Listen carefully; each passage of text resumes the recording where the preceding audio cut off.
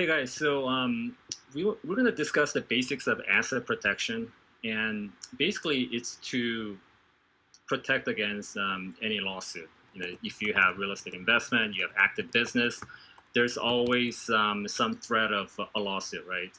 And according to statistics, it's some pretty high number where like 1 in 3 business owners will face a lawsuit at some point in their life. So what we want to do is to provide a strong foundation in asset protection, for real estate investors, business owners, or whatnot.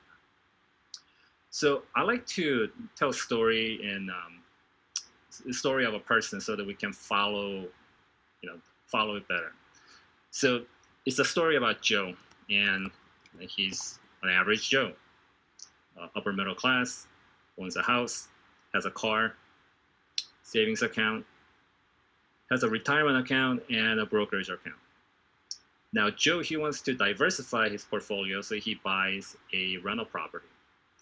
And the basic goal of asset protection is to segregate or isolate threats so that if there's a loss on the rental property, it doesn't affect his personal assets. And if there's a lawsuit or threat on a personal level, it doesn't affect his business asset. Furthermore, if he has more than one rental property, that threat from any property does not affect the other. So the goal is to isolate threats. If there's a damage, a loss to one property, let's say there's a fire to one rental property, what we don't want to see is the damage spreading to other assets, like his other rental property here, or his personal assets, or to himself. This is not good. So what we want to do is contain the threat so that you may lose one limb, but the rest of the body is intact. Now, what if you have an umbrella policy? Some accountants say, you don't really need an LLC. If you have adequate umbrella policy, that should protect you from any liability. Now, umbrella policy is not bad. It works in conjunction with other asset protection, but it's only the first layer. A big thing is the coverage may not be enough. Typically, umbrella policies like $1 million, $2 million, depending on how much premium you're paying. But is that coverage enough? Hey, Key, one what second. if there's a... Can you let Eddie back in? He said that he had sure. to disconnect. Sorry about that. No worries. So a big limitation is the coverage. So like, is $2 million enough for umbrella policy? Maybe. What if somebody gets hurt really bad? God forbid somebody dies on your property or your business. If the judgment is $5 million, what happens after the $2 million is covered? Also, there's a lot of limitations in the umbrella policy coverage. What does it actually cover and what does it not cover? So one needs to be very familiar with their insurance policy to make sure they're properly protected. Now, what if Joe has an LLC? Of course, LLC is a limited liability company. And while LLCs offer a certain level of protection from internal threats, external threats need extra consideration. So what's internal threat and external threat? Let's go over this. So again, Joe here, he has his personal assets, and he's got 2 rental properties, but he decided to put it in LLC for asset protection. Now, internal threat is any threat that happens within the asset. So let's say you have a tenant that's a smoker and the building catches on fire. Or you have another tenant that has a dog and bites another tenant, so there's a lawsuit. The LLC does a pretty good job containing an internal threat, a threat that occurs within the LLC. In contrast, there's external threat, a threat that happens outside of the LLC. Maybe Joe gets into a car accident or motorcycle accident, whatnot. In this case, the judge may order Joe to liquidate any of his assets to pay the creditor. That could mean personal assets, as well as his LLCs. A lot of people think that once you have an LLC, it's a be all end all where there's unlimited level of protection. That is not true. So that's where charging order comes in.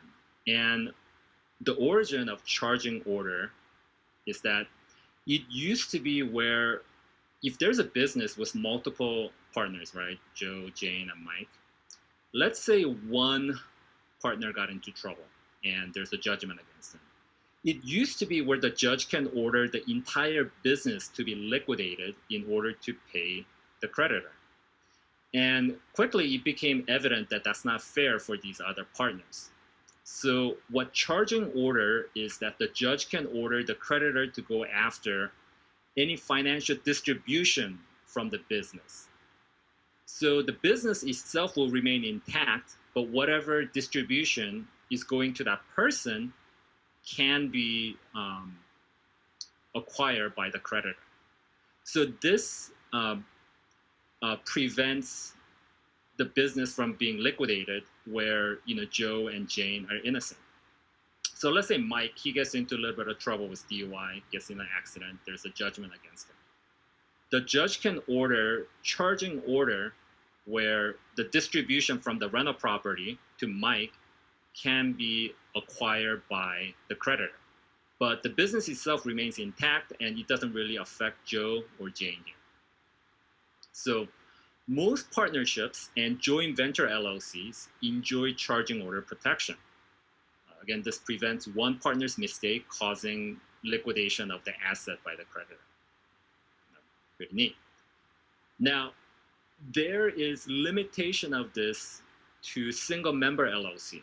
What if your LLC is not a partnership? You own it by yourself, like typical rental property owner might.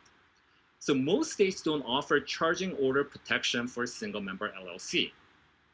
So this means that the judge can order the debtor's assets to be liquidated in order to pay the creditors. So let's see an example here. Joe, he gets into a car accident. There's a judgment against him. Now, the judge can order all of his assets to be liquidated in order to satisfy the debt. That includes his rental property here, this one, and this one. So this is not a good situation. So what's the remedy for that? Is having a proper holding company in the following states: Wyoming, Nevada, or Delaware. And these states are optimal for charging order protection for single member LLCs, where most states provide charging order protection for multi-member LLCs or partnerships. These three states in particular offer charging order protection for single member LLCs. Now, what single member LLC is, it's disregarded and it's flow-through entity. What does that mean? It does not file its own taxes. The taxes flow down to the individual. So it makes the accounting easy and there's no additional taxes. It's treated as if the entity does not exist. That's why it's called flow-through. So you just write one filing at the end of tax year. So most investment properties that individuals own is structured this way as single member LLC. Now in Wyoming, Nevada, and Delaware, only charging order is allowed for the creditor. They cannot liquidate the asset. So if there's a lawsuit against you in Wyoming, Nevada, and Delaware, the creditor can only go after the distribution from the business, but then the business itself remains intact. So this is where you can have extra layer of protection. So Joe here, again, he has his personal assets. What he can do is create a Wyoming LLC as a single member LLC. That's a holding company. Now this LLC doesn't own any assets. It's simply a holding company. And what happens is he can have a rental property that's owned by a California LLC. You want to set up your LLC on the state that you do business in. So if the rental property is in California, you want to form a California LLC. Now, the California LLC is also single member, which means it's flow through. And the owner of the California LLC is not Joe. The owner of the California LLC is the Wyoming LLC for charging order protection. So what happens is if there's a lawsuit, if there's a threat in, let's say, Joe gets into trouble and the judge orders liquidation of his assets, he's going to lose some personal assets, but the Wyoming LLC's assets remain intact because the only thing the creditor can get is the charging order, and the asset itself remains intact. Now, if Joe has another property, he wants to put it in a separate LLC rather than in the same LLC, because if there's two assets in an LLC, one accident or threat from a property can affect the other property. So in order to isolate the threats, each property should have its own LLC. And again, there's single member, it flows through. So at the end of the year, Joe files only one tax and one filing. And he enjoys charging order protection through the Wyoming holding company. We talked about taxes flowing down to the individual, no separate filings or no extra taxes, and one asset per LLC to isolate threats.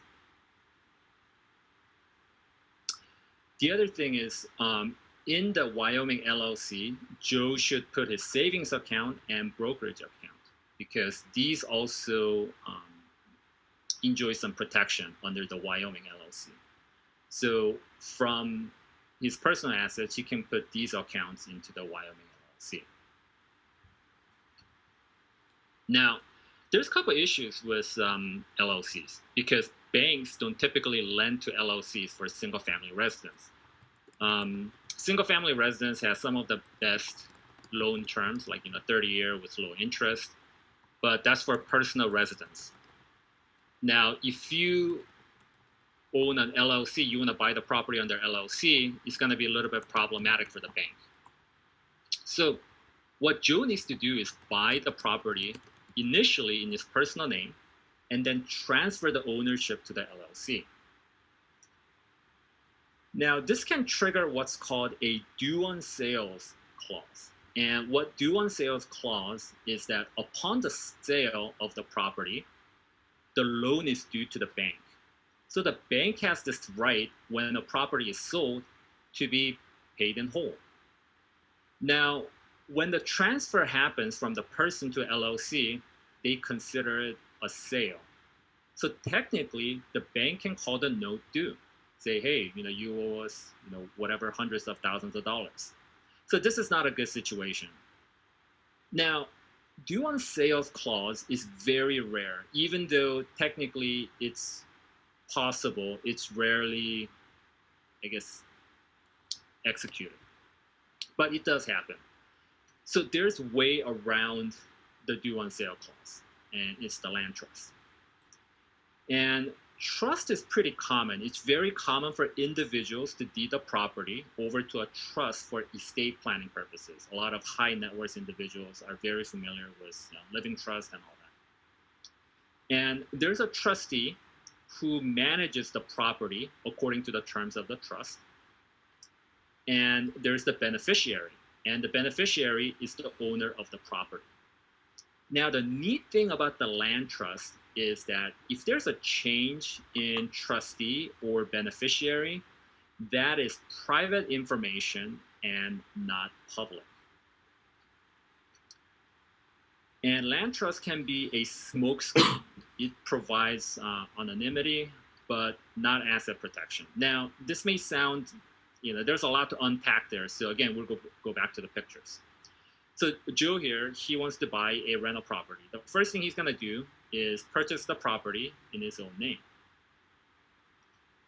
Then he's going to get a loan from the bank. He's going to get the low interest rate and 30-year amortization. Then what he's going to do is set up a trust and deed the property over to the trust. So he's going to set up a land trust, and the land trust is going to own the rental property. Then he established the initial trustee and the beneficiary. Now, initial trustee is going to be usually a representative from the law firm, maybe Saul or something. Then the beneficiary is Joe. Now, what happens is Joe needs to create a California LLC to own the rental property, and then change the trustee and the beneficiary. So he changes the trustee to himself, and he changes the beneficiary to the California LLC. So what happens is the property is owned by California LLC, but this change in trustee and beneficiary is private information. It's not public information. So the bank doesn't know that a transfer took place. In the bank's mind, the property is still owned by Joe. And he has no idea that the actual beneficiary is this California LLC, and the new trustee is Joe. So this can offer some level of anonymity.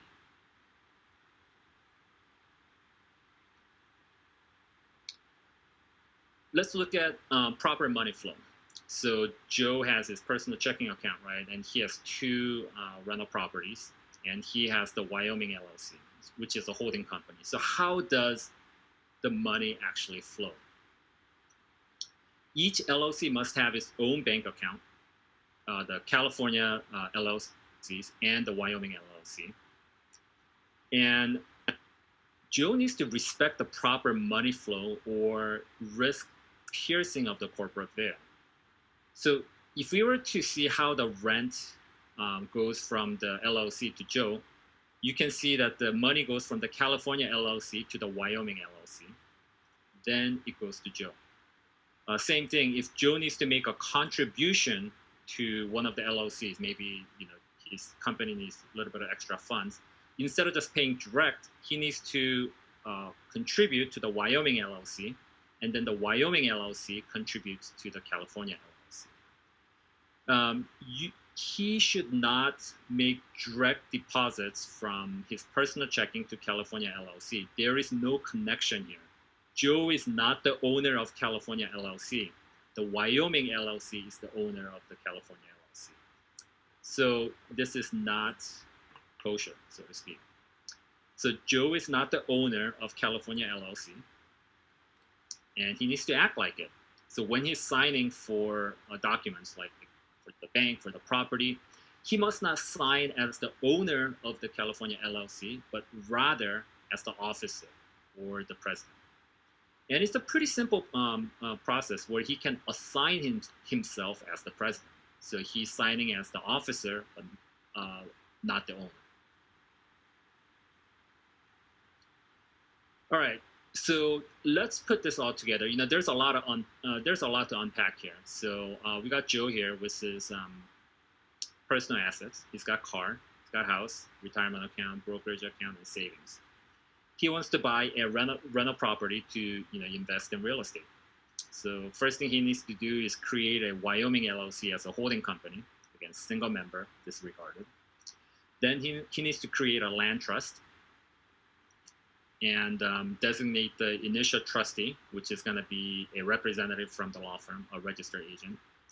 And the beneficiary is going to be Joe. Then he creates the California LLC to own the rental property, and which is owned by the Wyoming LLC. The California LLC is owned by the Wyoming LLC for charging order protection. Then he changes the trustee over to himself, and he changes the beneficiary to the California LLC. So this creates smokescreen for the bank where it doesn't trigger the due on sale clause. When he buys the second property, same thing is done with the land trust and all that. Now, with the rental properties, Joe needs to make sure that he opens checking accounts for each of the LLCs, and the proper money flow is respected. That he's not going directly to California LLC, and he's acting as the owner of the Wyoming LLC, and Wyoming LLC is the owner of the California LLCs. It's very important. And he can also move his savings account and brokerage account into the holding company, into the Wyoming LLC for extra protection. his personal house, this can also be in land trust for anonymity. So when somebody looks at your, when somebody looks you up online, you don't come up as the owner of the house. So it provides anonymity, but not necessarily as a protection. So if you want to look poor in the eyes of a creditor, you could opt to put your house in a land trust. But I equate land trust to something like an ADT sign outside your house when you don't actually have the alarm system. It's only a deterrent, but it doesn't have any bite to it. Like when you have an LLC, that's equivalent to actually having the ADT system at the house, and having the Wyoming LLC to achieve um, charging order protection, that's equivalent to having like a shotgun. So it's just 3 levels of protection, right? You have the land trust, you have the California LLC, and the Wyoming LLC. Now, personal residence can be put in a land trust, but not an LLC. It's not a business asset. It's a personal asset, so you cannot put it in an LLC. It doesn't enjoy the same protection. But there is some limited protection in addition to the smokescreen set up by the land trust, and that is the homestead exemption. And in California, for couples, you're exempt up to $100,000 in equity for your primary residence. So the state's looking out after you, so you don't go completely broke in a lawsuit. There's some protection of equity. Now, your personal car, there's really no protection there, but there's also some protection for your retirement accounts, like 401k. Certain retirement accounts are exempt from any lawsuits or creditors. Last but not least, don't use LegalZoom or other, do-it-yourself, online software for creating these entities. Consult a proper asset protection attorney so that the operating agreement and the entire structure is set up properly. And just a reminder, I probably don't have to say it, but Danny and I are not lawyers, so please consult your own attorney before making any legal decisions. The whole point of this presentation was to share some of the knowledge that we learned from our legal counsels, and if it can be helpful to some of you, that'd be great. So that wraps it up